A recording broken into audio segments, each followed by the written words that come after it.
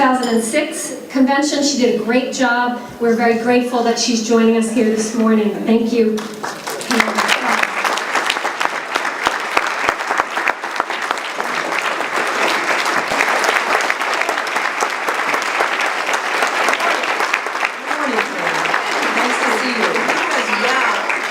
MACDC wants to ask specific questions.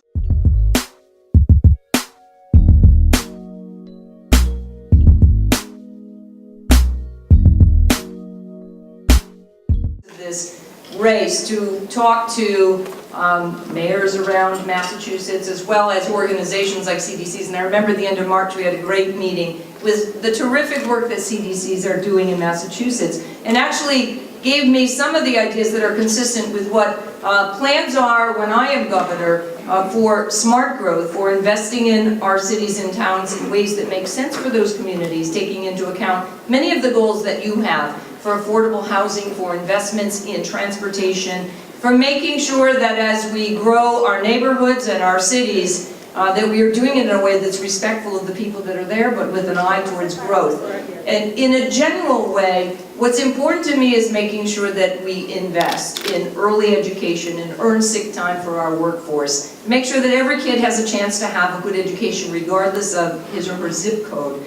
And in that, given that I grew up in North Adams, I lived in a great neighborhood in Dorchester, I now live in West Medford, I know how important it is to have a focus on moving forward, but coordinating the interests with your elected officials and your advocacy groups to take into account the affordability of the housing, what's going to happen for our climate change goals. And I have been impressed with what the CDC has focused on in looking at all of those issues, coming to the table and moving ahead with a plan.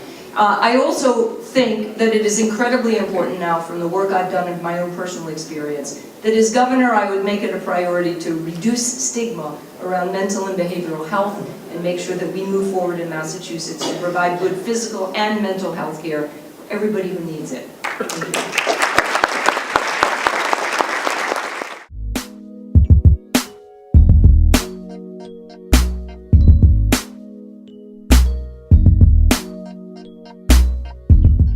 Paid off very well, because we do know, particularly as we're turning this economy around and trying to build a sustainable economy in our neighborhoods, around in our cities and towns, this ability to allow for new business owners, whether it's women or entrepreneurs or people of color who haven't had access to the supports they need to start their businesses, to keep them going, has been crucial. And because we know the ability to invest in a business, to grow wealth, to create equity is part of the way we do a sustainable economic growth, that support to me makes total sense, and it's been successful, obviously. I think, I'm hopeful that we will need and can use even more as we look at our economy generally turning around. And it's a key point of my proposals and why I'm running for governor, because I do think that we have the opportunity now, with a stronger economy than most states across this country, to invest in our people,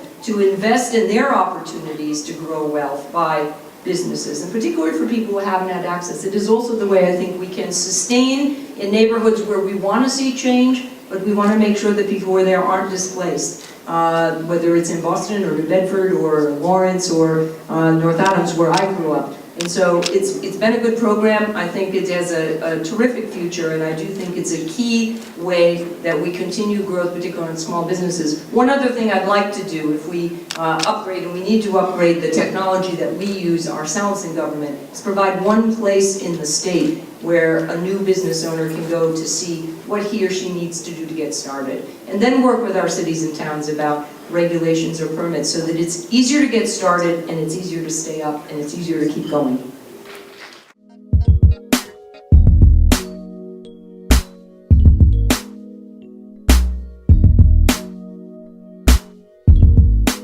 Of affordable housing. That's a low end.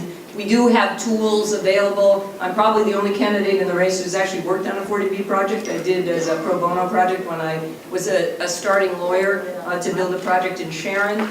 So I am aware the tools that we do have now through 40B or 40T and some others, but it also involves, I think what you do so well is the planning and the capital that's needed for it. But I do think that this fits in also with what my regional economic plan would be, to allow for $500 million in the next 10 years that would, in 13 sections of the state, $400 million in infrastructure, maintaining, developing public transit and roads and bridges, but also $100 million in competitive grants that would let people in a region decide on your terms what would make most sense for use of that. Affordable housing may be one of them, it's not limited to that. But my idea is, as yours is to let's do the coordination and the local planning. I hope to be a good partner as governor in providing resources, changing zoning if we need to do that, permitting, to make sure that many of the plans that you already have we can execute, particularly around affordable housing. The need is great, it's only going to get greater, I think, and we've talked through this race about homelessness, but also the need to keep and maintain our workforce here, and that's going to be a key part of smart growth in every part of Massachusetts. We'll move on to the Community Investment Tax Credit, enacted in 2012. It took effect.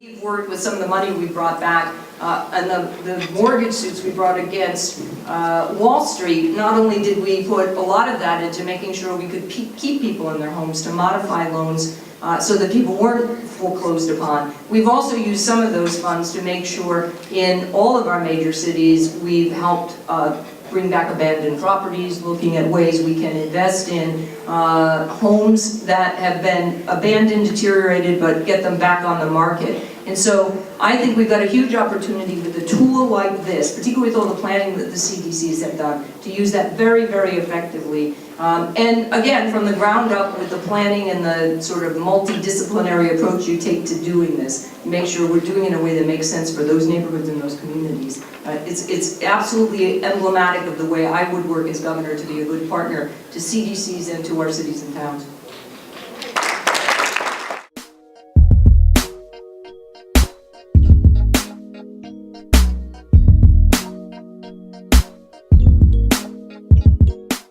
No, and the reason is this: I'm not going to wait till I get sworn in. When I am elected, and I hope to be successful on November 4th, I know from previous opportunities that I want to hit the ground running, and I hope I'll be able to meet with everybody here before I get sworn in, so that you can help advise me as I look at how we can be a better partner, how we set up our cabinet positions and who we put in them. And your input into what you've done already, what's on the planning board, would be really important to me as I get ready to get sworn in. We've got a lot of great work to do here in Massachusetts. I look forward to doing it with you as we move forward. So we'll have a meeting well before I'm sworn in January. All right.